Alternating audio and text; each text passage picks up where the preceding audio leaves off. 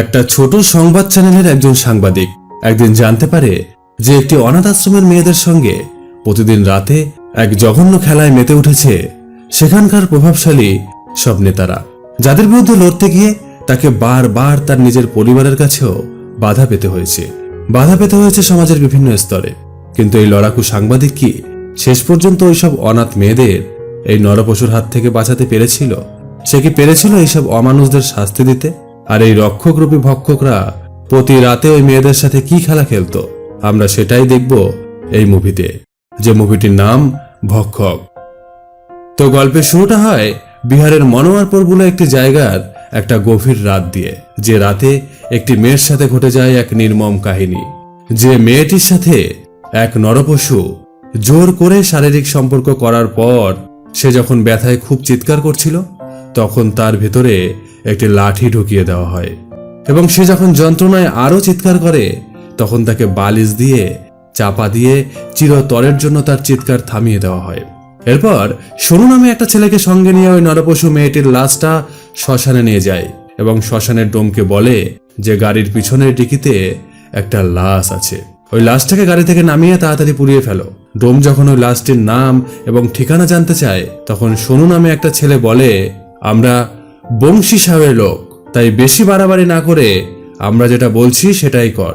ডোম বলে যে মেয়েটার জাতপাত না জেনে তার সৎকার কি করে করব। তখন সোনু এবং তার সাথে থাকা আরো একজন বলে যে ওর কোনো জাতপাত নেই, ও অনাথ, এবার যা তুই তোর কাজ কর। এরপর তারা লাশটা পুড়িয়ে সেখান থেকে চলে যায়। এবার আমরা একজন রিপোর্টারকে দেখতে পাই, যার নাম বৈশালী, যে কোশিশ নিউজ বলে একটি নিউজ চ্যানেলে কাজ করে, যার ক্যামেরা পার্সনের নাম হচ্ছে ভাস্কর এবং তার স্বামীর নাম হচ্ছে অরবিন্দ। তো একদিন রাতে গুপ্তাজি বলে একজন ব্যক্তি বৈশালীকে ফোন করে একটি চায়ের দোকানের সামনে আসতে বলে। এই গুপ্তাজি হচ্ছে একজন চর বা স্পাই, যে বিভিন্ন জায়গা থেকে বিভিন্ন গুপ্ত খবর সংগ্রহ করে বিভিন্ন নিউজ চ্যানেলকে সেই খবর দেয় এবং তার পরিবর্তে সে একটি মোটা টাকা তাদের কাছে দাবি করে, আর এটাই হচ্ছে তার জীবিকা। এরপর বৈশালী সেই চায়ের দোকানের সামনে আসার পর গুপ্তাজি তাকে জানায় যে আমি আপনার জন্য কিছু খবর এনেছি। সেটা হলো মনোয়ারপুর অনাথ আশ্রমের মেয়েদের সাথে প্রতিদিন শারীরিক নির্যাতন করা হয় এবং তাদের সাথে জোর করে মেলামেশা করা হয়, আর আমার কাছে তার সমস্ত প্রমাণপত্রও আছে, এই যে সেই ডকুমেন্ট। তখন বৈশালী বলে, আপনি এইসব প্রমাণপত্র পুলিশকে কেন দেখাচ্ছেন না? এটা শুনে গুপ্তাজি বলে, এই নির্যাতনের পিছনে লুকিয়ে আছে বিভিন্ন প্রভাবশালী নেতারা এবং তাই পুলিশের বিরুদ্ধে কোনো অ্যাকশন না নিয়ে তারাও এই দলের সঙ্গে যোগ দিয়েছে, আর তার জন্যই আমি এইসব ডকুমেন্টস আপনার কাছে নিয়ে এসেছি। যদি আপনার ভালো লাগে তাহলে আপনি নিতে পারেন, আর যদি আপনি মনে করেন যে আপনার এটার কোনো প্রয়োজন নেই, তাহলে আমি এই ডকুমেন্টসগুলো অন্য নিউজ চ্যানেলে দিয়ে দেব। শেষে বৈশালী গুপ্তাজির কাছ থেকে ডকুমেন্টসগুলো নিতে রাজি হয় 51,000 টাকা মূল্যে। তবে তার কাছে এখন টাকা না থাকায় সে গুপ্তাজিকে জানায় যে এই টাকাটি সে ধীরে ধীরে শোধ করবে। এরপর বৈশালী সেদিন ভোরে তার নিউজ রুমে বসে যখন গুপ্তাজির দেওয়া সেই সব প্রমাণপত্র এবং ডকুমেন্টস গুলো ভালোভাবে খুঁটিয়ে খুঁটিয়ে দেখছিল, তখন ভাস্কর বলে যে আমার গুপ্তাজিকে তেমন পছন্দ হয় না। এমনও তো হতে পারে যে টাকার লোভে গুপ্তাজি মিথ্যে খবর আপনাকে দিয়েছে। বৈশালী এই কথা শুনে বলে, মিথ্যে হোক বা সত্যি হোক সেটা তো জায়গায় গিয়ে বোঝা যাবে, তাই এটা নিয়ে এখন এত বিচার না করলেও চলবে। তারপর বৈশালী তার নিউজ রুমে সারাদিন খবর বলার পর রাতে যখন বাড়ি ফেরে, তখন তার স্বামী অরবিন্দ তাকে জিজ্ঞাসা করে যে তুমি তো তোমার কোশিশ নিউজ চ্যানেলের জন্য প্রচুর খাটাখাটনি করছো, কিন্তু তোমার চ্যানেল তো এখনো পর্যন্ত ভালোভাবে গ্রো করছে না, আর কতদিন সময় লাগবে তোমার চ্যানেল গ্রো হতে? তখন বৈশালী বলে, দেখো তোমার যা টাকা পয়সা আছে তাতে আমার কোনো কাজ না করলেও চলে, কিন্তু এটা আমার প্যাশন, আমি শখে এই কাজটি করি, আমি অন্যায়ের বিরুদ্ধে লড়তে চাই, তাই আমি আমার দিক থেকে 100% চেষ্টা করতে থাকি, একদিন আমার চ্যানেল ঠিকই দাঁড়িয়ে যাবে। পরের দিন সকালে বৈশালী গুপ্তাজির দেওয়া সেই অনাথ আশ্রমের ঠিকানায় যাওয়ার জন্য ভাস্করকে নিয়ে বেরিয়ে পড়ে এবং একসময় তারা সেই জায়গায় এসে পৌঁছায়। আর সেই অনাথ আশ্রমের সাইনবোর্ডের একটা ছবি তুলবে বলে বৈশালী তার মোবাইল ফোনটি বের করে যখন ছবি তুলতে যায়, তখন সোনু নামে সেই ছেলেটি যে অনাথ আশ্রমের দেখাশোনা করে সে উপর থেকে নেমে আসে এবং তাদের সেই সাইনবোর্ডের ছবি তুলতে বাধা দেয় এবং সেখান থেকে চলে যেতে বলে, আর বলে এই গলিতে সবার আসা বারণ, আর কখনো এই গলিতে আপনারা আসবেন না। এরপর যখন বৈশালী আর ভাস্কর সেখান থেকে বাধ্য হয়ে চলে যাচ্ছে, তখন সোনু তার লোলুপ দৃষ্টি দিয়ে বৈশালীর সারা শরীর খুব ভালো করে দেখছিল আর সিগারেট খাচ্ছিল। এবার বৈশালী আর ভাস্কর মহিলা সুরক্ষা কমিটির উচ্চ পদাধিকারী একজন ব্যক্তি, যার নাম মিথিলেশ, তার সাথে দেখা করতে যায় এবং তাকে বৈশালী জানায় যে মনোয়ারপুর অনাথ আশ্রমের মেয়েদের সঙ্গে প্রতিদিন অবিচার করা হয় আর তার সমস্ত প্রমাণপত্র বৈশালীর কাছে আছে। এইসব কথা শুনে মিথিলেশ বৈশালীকে বলে যে দেখুন, সরকারের কাছ থেকে কোনো ইনস্ট্রাকশন না পাওয়া পর্যন্ত আমরা কোনো কাজ করতে পারবো না, আর আপনাদের কাছে যে ডকুমেন্টসগুলো রয়েছে এটা যে সত্য সেটাও আমরা কি করে বুঝবো, তাই এ বিষয়ে আমরা এখন কিছু করতে পারবো না, আপনি এখান থেকে চলে যান। বৈশালীরা ওখান থেকে চলে আসার পর ঠিক ওই রাতেই বংশী সাউ নামে একজন অরবিন্দকে ফোন করে। এই বংশী সাউ হচ্ছে একজন প্রভাবশালী নেতা, যাকে এই মনোয়ারপুর মহিলা অনাথ আশ্রমের সঙ্গে সঙ্গে আরো কিছু মহিলা অনাথ আশ্রমের দেখভালের দায়িত্ব সরকারের তরফ থেকে দেওয়া হয়েছে। ওই রাতে বৈশালী বাড়ি ফেরার পর তার স্বামী অরবিন্দ বৈশালীকে বলে যে তুমি এখন এমন কি খবর সংগ্রহ করছো যার জন্য বংশী সাউ নামে একজন নেতা আমাকে ফোন করে হুমকি দিচ্ছে। দেখো, আমরা সাধারণ মানুষ, তাই খবর সংগ্রহ করতে গিয়ে এমন কোনো ব্যক্তির সঙ্গে শত্রুতা বাঁধিয়ে ফেলো না যার কারণে আমাদের পরিবারের উপর কোনো চাপ আসে। এইসব কথা আলোচনা হওয়ার পর বৈশালী যখন রাতে ছাদে বসে গুপ্তাজের দেওয়া সেই ডকুমেন্টসগুলো খুব ভালো করে পড়ছিল, তখন তার সামনে কিছু নতুন তথ্য উঠে আসে, যেগুলি হলো মনোহরপুর অনাথ আশ্রমের মেয়েদের সাথে প্রতিনিয়ত যে অন্যায়গুলো করা হয় সেই অন্যায় সম্বন্ধে যখন মেয়েদের কাছে জানতে চাওয়া হয়, তখন তারা পরিষ্কার বলে যে তাদের উপর অবিচার করা হচ্ছে। আর তারা এটাও জানায় যে তাদের অনেক বান্ধবীদের এখন আর ওই অনাথ আশ্রমে তারা দেখতে পায় না, তাই তাদের অনুমান যে ওইসব মেয়েগুলোর সঙ্গে বংশী সাউ ও তার পার্টনাররা জোর করে মেলামেশা করার পর তাদের মেরে ফেলেছে। এর পরের দিন সকালবেলা বৈশালী এবং ভাস্কর মেয়েদের বিভিন্ন অনাথ আশ্রমে যায় এবং সেই অনাথ আশ্রমের কর্তৃপক্ষদের কাছে জিজ্ঞাসা করে যে মনোয়ারপুর থেকে কখনো ওই অনাথ আশ্রমে কোনো মেয়েদের ট্রান্সফার করে পাঠানো হয়েছে কিনা। কিন্তু তারা জানায় যে অন্যান্য অনাথ আশ্রম থেকে মেয়েরা আমাদের অনাথ আশ্রমে ট্রান্সফার হয়ে আসে, অথবা আমাদের আশ্রম থেকে অন্য আশ্রমে আমাদের মেয়েদের ট্রান্সফার করে পাঠাই, কিন্তু মনোয়ারপুর থেকে কোনো মেয়েকে এখনো পর্যন্ত আমাদের আশ্রমে ট্রান্সফার করে পাঠানো হয়নি। এবার বৈশালী সিদ্ধান্ত নেয় যে সে বংশী সাহেবের সাথে একবার কথা বলবে এবং তাই ভাস্করকে নিয়ে সে বংশী সাহেবের সাথে দেখা করতে যায় এবং তার সাথে দেখা হওয়ার পর বংশী সাহ বৈশালীকে বলে যে ম্যাডাম, আপনি কিছুদিন আগে মিথিলেশের সাথে দেখা করতে গিয়েছিলেন, মিথিলেশ তো আমারই লোক, আপনি কাজগুলো ঠিক করছেন না, আপনার পরিবার আছে, আপনার কোনো ক্ষতি হয়ে গেলে তারা খুব কষ্ট পাবে। এটা শুনে বৈশালী বলে আমি একজন সাংবাদিক, যেখানে ভুল হয় সেই ভুল জিনিসটি সবার সামনে তুলে ধরাই আমার দায়িত্ব। বৈশালীর কথা শেষ না হওয়ার আগেই বংশী সাহ বলে ঠিক আছে, তাহলে আপনি আপনার দায়িত্ব পালন করুন, তবে একটা কথা মনে রাখবেন, কোনো মানুষ যখন রাস্তায় চলতে চলতে গাড়ির সামনে এসে পড়ে তখন সেটাকে অ্যাক্সিডেন্ট বলে, কিন্তু কোনো মানুষ যদি নিজের থেকে রাস্তায় গাড়ির সামনে এসে দাঁড়িয়ে পড়ে তখন সেটাকে আত্মহত্যা বলে। আর আপনি কিন্তু আত্মহত্যার পথটাই বেছে নিচ্ছেন, আপনি এখন আসতে পারেন, আর হ্যাঁ, পরের বার যখন আসবেন তখন অবশ্যই চা খেয়ে যাবেন। বংশী সাহেবের সাথে কথা বলে বৈশালী আর ভাস্কর যখন বাড়ি ফিরছিল তখন বৈশালী দেখতে পায় যে তাকে কেউ বা কারা অন্য গাড়ি থেকে ফলো করছে, তাই সে তাড়াতাড়ি বাড়ি ফিরে আসে। তবে বাড়ি ফেরার পর বৈশালীর সঙ্গে অরবিন্দের কথা কাটাকাটি শুরু হয়।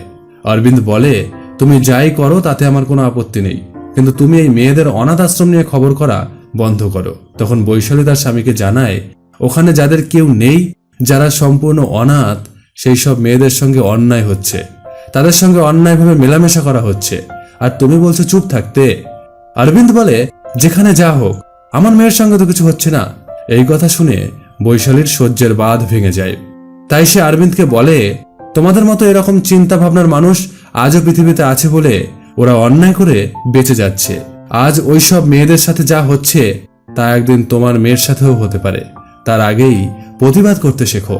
সেই রাতের মতো ঝগড়া থামার পর পরের দিন বৈশালী ভাস্করকে নিয়ে মধুবনী বলে একটি জায়গার একটি অনাথ আশ্রমে যায় এবং সেখানে গিয়ে জানতে পারে যে মনোয়ারপুর থেকে 2 বছর আগে একটা মেয়ে এখানে পালিয়ে আসে এবং সে এখন এখানে রান্নার কাজ করে, যার নাম সুধা। এই কথা শুনে বৈশালী সুধার সাথে কথা বলতে চায়, কিন্তু সুধা বৈশালীর কোনো প্রশ্নেরই উত্তর দেয় না। তবে বৈশালী বুঝতে পারে যে সুধা অনেক কিছুই জানে, কিন্তু তার কাছে সবকিছু গোপন করে যাচ্ছে। তাই বৈশালী যখন সেখান থেকে চলে যাচ্ছিল, তখন সে সুধাকে তার ফোন নাম্বার দিয়ে বলে, যদি তুমি পরে আমাকে কিছু জানাতে চাও তাহলে আমাকে ফোন করে বলতে পারো। এই কথা বলে তারা যখন বেরিয়ে যাচ্ছিল, তখন সুধা তাদের পিছন দিক থেকে ডাক দেয় এবং সে জানায় 2016 সালের ডিসেম্বর মাসে সুধাকে তার বাবা মনোয়ারপুর অনাথ আশ্রমে রান্নার কাজ করার জন্য নিয়ে আসে এবং সেখানেই প্রথম সুধার সঙ্গে সোনু নামে একজনের দেখা হয়, যে ওই আশ্রমে তখন মেয়েদের দেখাশোনার কাজ করত। এরপর সুধার বাবা তাকে রেখে চলে যায়, আর তখন ওখানে আর একজন মহিলার সঙ্গে দেখা হয় যার নাম বেবি। সে দেখতে সাদাসিধে হলেও সে মোটেও সাদাসিধে ছিল না। প্রথম দেখাতেই সে সুধাকে বলে যে তুমি তো এখানে রান্না করতে এসেছো, তাই এখানে তুমি শুধু রান্নাই করবে, আর বাইরে কে কি করলো, কোথায় কি হচ্ছে সেটা তুমি কখনো দেখবেও না আর কাউকে কিছু বলবেও না। এই কথা বলার পর তাকে একটা রুমের মধ্যে বেবি নিয়ে যায়, যেখানে 40-50 জন মেয়ে একসাথে রয়েছে এবং তাদের বেবি সুধাকে দেখিয়ে বলে যে সুধা এখানে রান্নার কাজে এসেছে, আজ থেকে সুধাই তাদের রান্না বান্না করে খাওয়াবে। কিছুদিন পরে একদিন সুধা রান্নাঘরে বসে রুটি তৈরি করছিল। তখন একটা মেয়ে সুধার কাছে আসে আর তাকে বলে যে এই জায়গাটা ভালো না, তুমি এখান থেকে যত তাড়াতাড়ি পারবে পালিয়ে যাও। আর তখনই সেখানে বেবি আসে এবং মেয়েটিকে মেরে সেখান থেকে তাড়িয়ে দেয়।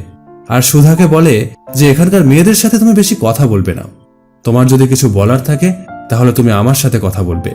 আর ওই রাতেই সুধা দেখে যে একটা মেয়েকে দুজন পুরুষ তুলে নিয়ে কোথায় যেন চলে যাচ্ছে। তাই দেখে সুধা পিছন পিছন তাদের ফলো করতে থাকে এবং সে দেখতে পায় যে সেই মেয়েটিকে ওরা একটা বস্তার ভিতর ঢুকিয়ে ভালোভাবে বেঁধে গাড়ির ডিকিতে করে কোথায় যেন নিয়ে চলে গেল। সুধা খুব ভয় পেয়ে যায় এবং সে দৌড়ে যেখানে সব মেয়েরা থাকে সেই রুমে যায় এবং গিয়ে দেখে সেখানে সব মেয়েরা জামা কাপড় ছাড়া শুয়ে রয়েছে, আর বেবি নিজেও এতক্ষণ জামা কাপড় ছাড়াই ছিল, তবে এখন সে জামা পরে নিচ্ছে। কিন্তু এসব কি হচ্ছে সুধা কিছুই বুঝতে পারে না। এরপর সে যখন পাশের রুমে উঁকি মারে, তখন দেখে যে সেখানে আরেকটি মেয়ে জামা কাপড় ছাড়া শুয়ে রয়েছে আর তার পাশে বসে একটা পুরুষ ড্রিঙ্ক করছে। এইসব দেখার পর সে যখন তার রুমে আসে, তখন সেই মেয়েটি যার সাথে তার রান্নাঘরে দেখা হয়েছিল সে তার ঘরে আসে আর তাকে জানায় যে এখান থেকে যত তাড়াতাড়ি সম্ভব তুমি পালিয়ে যাও, না হলে এরা তোমার এমন অবস্থা করে ফেলবে যে তুমি পালিয়ে যাওয়ার শক্তিটাও হারিয়ে ফেলবে, তোমাকে এরা শেষ করে ফেলবে। এরা প্রতি রাতে জোর করে কোনো না কোনো মেয়ের সঙ্গে শারীরিক মেলামেশা করে। এরা আমার উপরেও খুব অত্যাচার করেছে এবং সেই অত্যাচারের প্রমাণ হিসেবে তার গায়ে ফুটে উঠেছে কিছু সিগারেটের পোড়া দাগ। এরপর মেয়েটি সেখান থেকে চলে যায় আর সুধা ঘরের দরজা বন্ধ করে চুপচাপ কাঁদতে থাকে। পরদিন সকালে সুধা যখন স্নান করে বাইরে বেড়াচ্ছিল, তখন সেখানে বংশী সাউ আসে আর বংশী সাউয়ের কুনজর সোজা সুধার উপরে পড়ে এবং সে মনে মনে ঠিক করে নেয় যে সুধাকে নিয়ে সে তার ইচ্ছে পূরণ করবে। সুধাও তার ইচ্ছে বুঝে যায়, তাই সেই রাতে যখন বংশী সহ তার সকল চেলারা রাতে জোর করে অন্যান্য অনাথ মেয়েদের সাথে একটি ঘরের ভেতর ফুর্তি করছিল, তখন নীরবে সে তার জামা কাপড় সব ব্যাগে গুছিয়ে গভীর রাতে ওখান থেকে পালিয়ে যায়। আর তারপর থেকেই সে মধুবনীতে চলে আসে। এবার বৈশালী আর ভাস্কর সব কথা মন দিয়ে শুনে ওখান থেকে বাড়ি ফিরে আসে।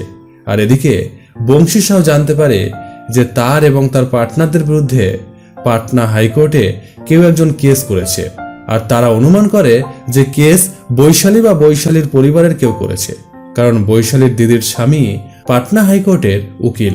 তাই বৈশালীর উপর প্রতিশোধ নেওয়ার জন্য বংশী সাউ তার লোকজন দিয়ে বৈশালীর দিদির স্বামীকে মেরে হসপিটালে ভর্তি করিয়ে দেয়। বৈশালীকে তারা কিছু করে না, কারণ বৈশালী হচ্ছে একজন রিপোর্টার। তাই যদি একজন রিপোর্টারের গায়ে হাত পড়ে তাহলে তাদের কোনো ক্ষতি হতে পারে। সেই কারণেই বৈশালীর দিদির স্বামীর উপরে তারা অ্যাটাক করে। বৈশালী এই খবর পেয়ে প্রথমে হসপিটালে আর তারপরে থানায় যায়। থানায় গিয়ে সে যখন বংশী সাহেবের বিরুদ্ধে পুলিশকে এফআইআর নিতে বলে, তখন পুলিশ তার এফআইআর নেয় না, কারণ পুলিশ নিজেও বংশী সাহেবের লোক। এরপর সে আবার হসপিটালে ফিরে আসে আর তার দিদির হাজবেন্ডের কাছে জানতে চায় যে সে কোনো কেস কোর্টে করেছে কিনা। তখন সে বলে যে না, সে কোনো কেস করেনি। আর তার সঙ্গে এটাও বলে যে তুমি জলে থেকে কুমিরের সঙ্গে লড়াই করতে যেও না, তাহলে অঘরে মারা পড়ে যাবে। তুমি এসব বন্ধ করো। কিন্তু বৈশালী তার কোনো কথা না শুনে সেখান থেকে বেরিয়ে আসে। আর তখন অরবিন্দ এই প্রথমবারের জন্য বৈশালীকে ওইসব অনাথ মেয়েদের পক্ষে লড়াই করার কথা বলে, এমনকি নিজে বৈশালীর বলা খবর নিজের ফোনে রেকর্ড করেও দেয়। এদিকে বৈশালী বুঝে উঠতে পারে না যে কোর্টে বংশী সাহেবের বিরুদ্ধে কে কেস ফাইল করলো। এদিকে পুলিশ এফআইআর না নেওয়ায় বৈশালী এসপির সঙ্গে দেখা করে এবং তাকে বংশী সাহেবের বিরুদ্ধে জোগাড় করা সমস্ত তথ্য প্রমাণ দেখায়। তখন এসপি বলে যে এসব প্রমাণপত্র যে সত্য সেটা প্রমাণ করার জন্য তোমার কাছে কি কোনো প্রমাণপত্র আছে? আমি জানি তুমি এই অনাথ আশ্রমের মেয়েদের পক্ষে লড়ছো, আমিও সেটা সমর্থন করি, কিন্তু কোর্টের কাছে কোনো প্রমাণ ছাড়া কাউকেই দোষী সাব্যস্ত করা যায় না। আমি চাইলে বংশী সাহেবকে অ্যারেস্ট করাতে পারি, কিন্তু সেই কেস বেশি মজবুত হবে না। বৈশালী এই কথা শুনে বলে, আচ্ছা যদি আমি আপনাকে প্রমাণ জোগাড় করে দিই তাহলে? এসপি তখন জানায় যে তাহলে বংশী সাহেব জেলের ভেতরে থাকবে, তাকে কেউ আর বাঁচাতে পারবে না। এসপির সাথে কথা বলা হয়ে যাওয়ার পর বৈশালী বাড়ি ফিরে আসে।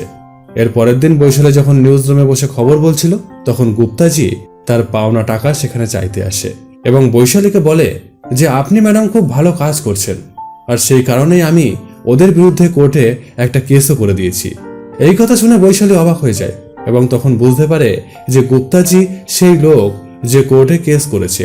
এবার বৈশালী প্রমাণ জোগাড় করার জন্য একদিন রাতে মধুবনী অনাথ আশ্রমে যায় এবং সুধাকে বলে, আচ্ছা সুধা, তুমি যে কথাগুলো জানো সেগুলো তুমি কোর্টের সামনে বলতে পারবে?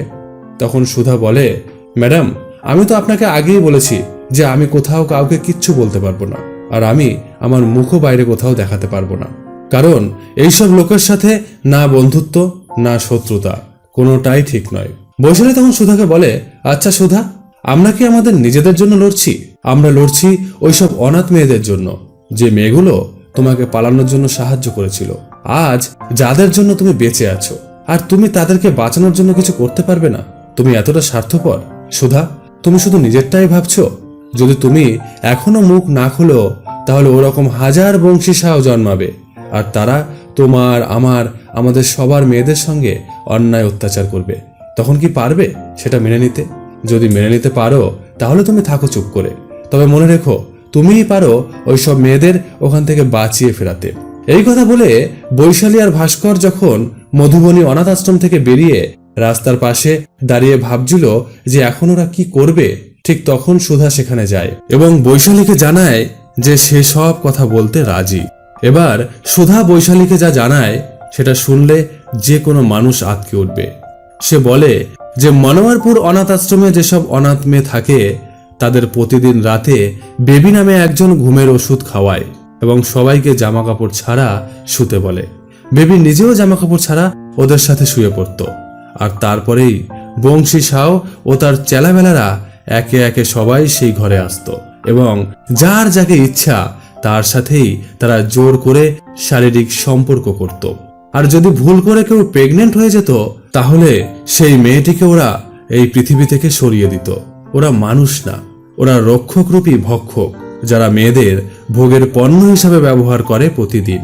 আর যখন এই খবর এসপির কাছে পৌঁছায় তখন সে নিজে তার ফোর্স নিয়ে সেই অনাথ আশ্রমে আসে এবং সেখানে থাকা সব মেয়েদের তারা ধীরে ধীরে উদ্ধার করে নিয়ে যায় আর বেবিকে অ্যারেস্ট করে। আর সেখানে থাকা সমস্ত গর্ভনিরোধক ট্যাবলেট, ঘুমের ট্যাবলেট, এছাড়াও বিছানার চাদরে লাগা রক্তের ছাপ সহ বিছানার চাদর পুলিশ বাজেয়াপ্ত করে। আর এই খবর পেয়ে তখন সারা দেশের সমস্ত নিউজ চ্যানেল সেখানে চলে আসে। এরপর বংশী সাউকেও অ্যারেস্ট করা হয় এবং তার সঙ্গে অ্যারেস্ট করা হয় সোনু সহ আরো কয়েকজনকে। আর এই দৃশ্য বৈশালী চুপচাপ দাঁড়িয়ে দূর থেকে দেখছিল। আজ তার মতো একজন ছোট সাংবাদিকও লড়াই করার মানসিকতা নিয়ে মনের জোরে ওইসব অনাথ মেয়েদের বাঁচানোর কাজে জয়ী হয়েছে। তবে সে আজও হেরে গেছে। কিসে জানেন? তার চোখের জল আটকে রাখার চেষ্টায়।